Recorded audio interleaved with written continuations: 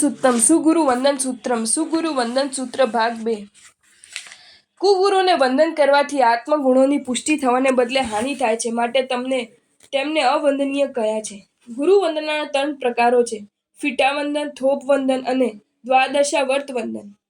તેમાં છેલ્લા દ્વાદશાવર્ત વંદન પ્રસંગે આ સૂત્ર બોલવામાં આવે છે, તેથી કેટલીક સ્થળે તેના દ્વાદશાવર્ત વંદન તરીકે પણ ઉલ્લેખ કરવામાં આવ્યો છે।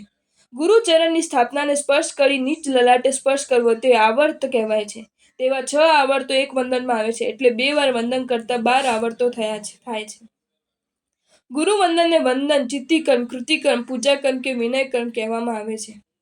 ગુરુ વંદનનો ખાસ અર્થ શાસ્ત્રકારોએ નીચે મુજબ કરેલો છે: વંદનમ વંદન યોગ્યના ધર્મચાર્યાણા પંચવિંશત્યાવશ્યક વિશુદ્ધમ દ્વાત્રીશ દોષ રહિતમ નમસ્કરણમ। વંદન એટલે વંદન યોગ્ય ધર્માચર્યને 25 આવશ્યકોથી વિશુદ્ધ અને 32 દોષોથી રહિત કરવામાં આવેલો નમસ્કાર। તેમાં 25 આવશ્યકની ગણતરી તેઓ આ રીતે કરાવે છે: દો ઓણ્યમ અહાજાયમ કિયક્કમમ બાયસવયમ ચૌસીરમ તિગુત્તમ ચદુપવેશમ એક નિખમણમ। 2 અવનત યથાજાત મુદ્રા, દ્વાદશાવર્ત અને કૃતિક્રમ, 4 શિરોનમન, 3 ગુપ્તી, 2 પ્રવેશ અને 1 નિષ્ક્રમણ।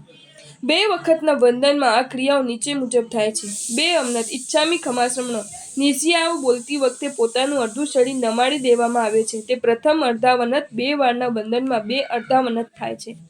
1 યથાજાત મુદ્રા, જનતી વખતે જેવી મુદ્રા હોય અથવા દીક્ષા યોગ આદરતી વખતે જેવી મુદ્રા ધારણ કરવામાં આવે છે તેવી નમ્ર મુદ્રા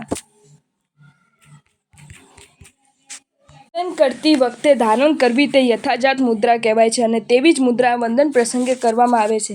તેમાં ચરવડો અને મુહપત્તી હાથમાં રાખી 2 હાથ જોડી અધોભાગ સિવાય ખુલ્લા શરીરે મસ્તક નમાવીને ઊભા રહેવાનું હોય છે। 12 કૃતિકમ, દ્વાદશાવર્ત વંદન કરીને વખતે અહો કાયમ કાય રૂપ 3 અને જતા ભેજ વણી જંચવ્ય રૂપ બીજા 3 એક વખતના વંદનમાં બોલતા ગુરુચરણને હાથના તળા લગાડી પછી તે પોતાના લલાટે સ્પર્શના રૂપ કરાય ત્યારે આવર્ત થાય છે, એટલે 2 વારના 12 આવર્ત। 4 શિરોનમન, કાય સંભાષણ કહેતા સ્વમસ્તક ગુરુચરણને નમાડવું તે એક શિરોનમન અને ખામેમી ખમાસમણો દેવસીય વૈકમ બોલતી વખતે ફરી સ્વમસ્તક નમાડવું તે બીજું શિરોનમન।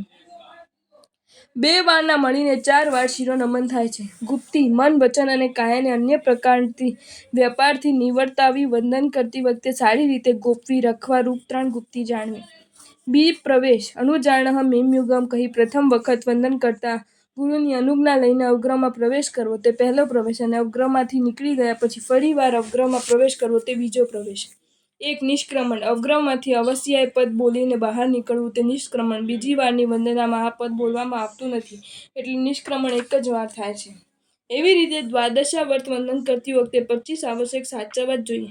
ગુરુને વંદન કરતી વખતે ટાળવા યોગ્ય 32 દોષોની યાદી નીચે મુજબ છે: 1 આધારહીનતા હોવી તે, 2 અકળાઈ રાખવી તે, 3 ઉતાવળ કરવી તે, 4 સૂત્રોના અવ્યક્ત ઉચ્ચાર કરવો તે, 5 કૂદકો મારીને વંદન કરવું તે, 6 પરાણે વંદન કરવું તે, 7 આગળ પાછળ હલનચલન કરવું તે, 8 વંદન સમયે ફળિયા કરવું જળમાં માછલીની જેમ તે, 9 મનમાં દ્વેષ રાખીને વંદન કરવું તે, 10 2 હાથ ઘૂંટણની બહાર રાખીને વંદન કરવું તે, 11 ભયથી વંદન કરવું તે, 12 અન્ય પણ મને વંદન કરશે માટે હું વંદન કરું એવી બુદ્ધિથી વંદન કરવું તે, 13 મૈત્રીની ઈચ્છાથી વંદન કરવું, 14 હોશિયારી બતાવવા વંદન કરવું તે, 15 સ્વાર્થ બુદ્ધિથી વંદન કરવું તે, 16 ચોરી છુપીથી વંદન કરવું તે, 17 અયોગ્ય વખતે વંદન કરવું તે, 18 ક્રોધથી વંદન કરવું તે, 19 છપકાથી વંદન કરવું તે, 20 રાજી રાખવા વંદન કરવું તે, 21 નિંદા કરતા વંદન કરવું તે, 22 વંદન કર્યું ન કર્યું ને બીજી વાતોમાં વળગવું તે,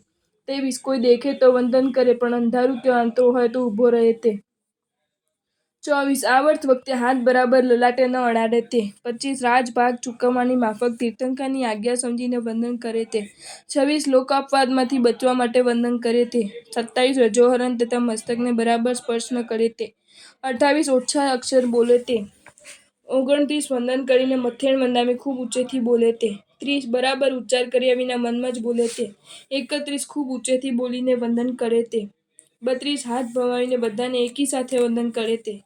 વંદન કરતી વખતે શિષ્યને 6 સ્થાન સાચવવા હોય છે, તે માટે કહ્યું છે કે ઈચ્છાએ અનુનવન્ના અવાબાહમ જત જવણાય અવરાહ ખામણા ચિય છઠ્ઠાણમ હુંતિ વંદણય।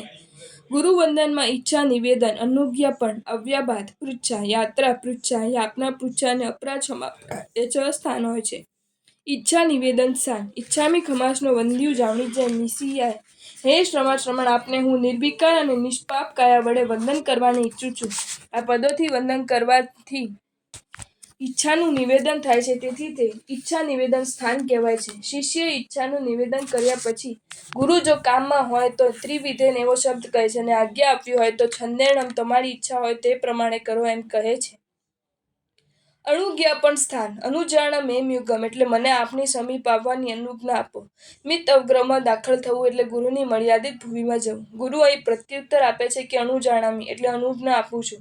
નિશી એટલે સર્વ અશુભ વ્યાપારોનો ત્યાગ કરું છું. વંદન ક્રિયા ભાવપૂર્વક કરવી હોય તો મનને સંપૂર્ણ રીતે તેમાં જોડવું જોઈએ, પરંતુ તે સ્થિતિ ત્યારે જ ઉત્પન્ન થાય છે કે જ્યારે મનને અન્ય સઘળી પ્રવૃત્તિઓમાંથી પાછું ખેંચી લેવામાં આવે.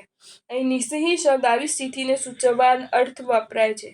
અહો કાયમ કાહે સંફાસમ ખમણી જો ભે કિલામો એટલે હે ભગવાન, આપણા ચરણને મારી કાયાનો સ્પર્શ થતાં ખિલામણ ખેદ તકલીફ થાય તે સહન કરી લેશો.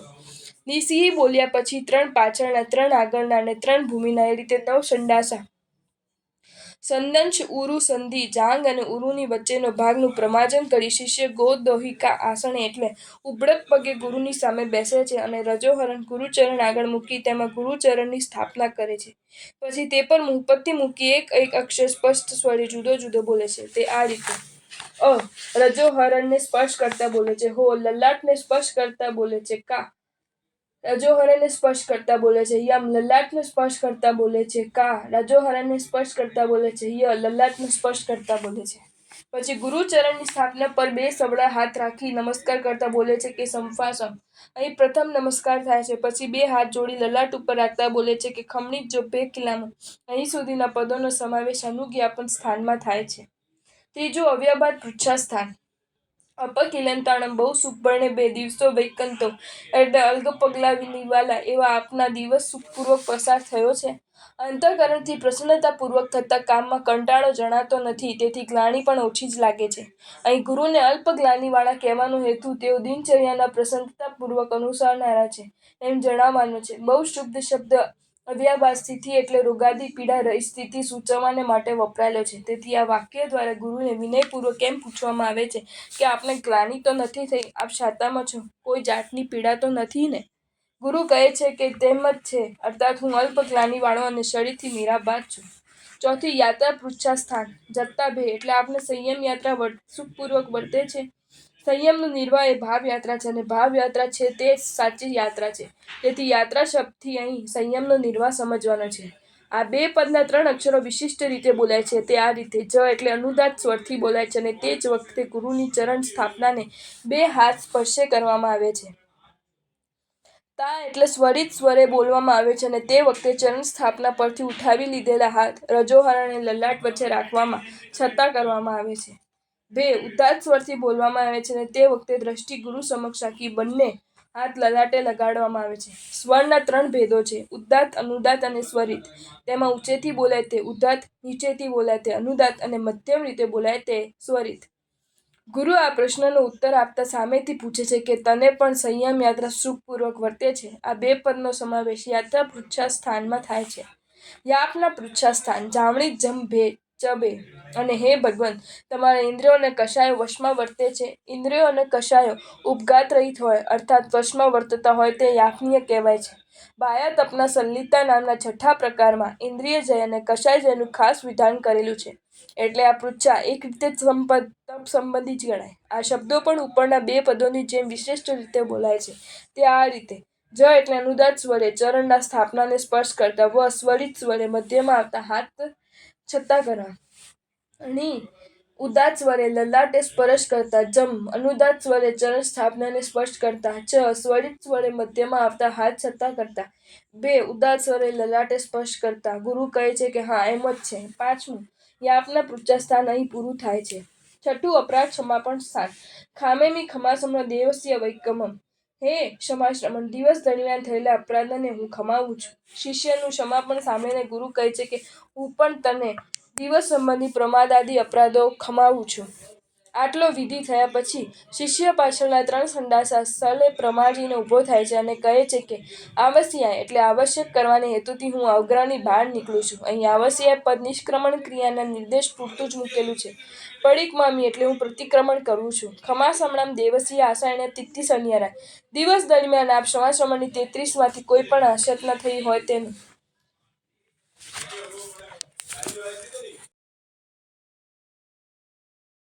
જો તમને આ વિડીયો ગમ્યો હોય તો આ વિડીયોને લાઈક કરો અને મારી ચેનલ જૈન ફેક્ટ્સ એન્ડ સ્ટોરીઝને સબસ્ક્રાઈબ કરો. ધન્યવાદ.